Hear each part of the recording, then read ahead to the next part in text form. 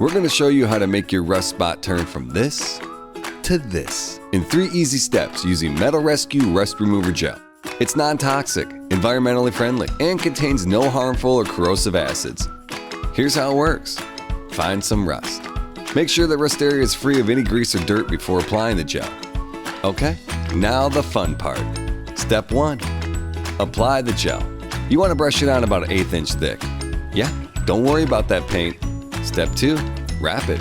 To keep gel from drying, wrap after applying. You want to take some plastic wrap.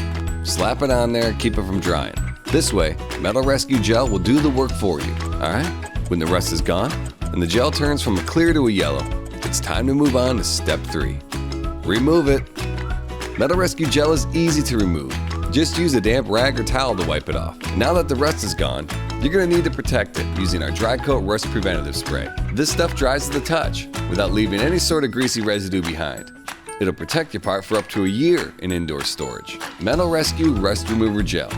Your on-the-spot rust remover. Use it anywhere there's rust. Available now in all AutoZone stores and select Home Depots. Or you can go on HomeDepot.com. Thanks for watching.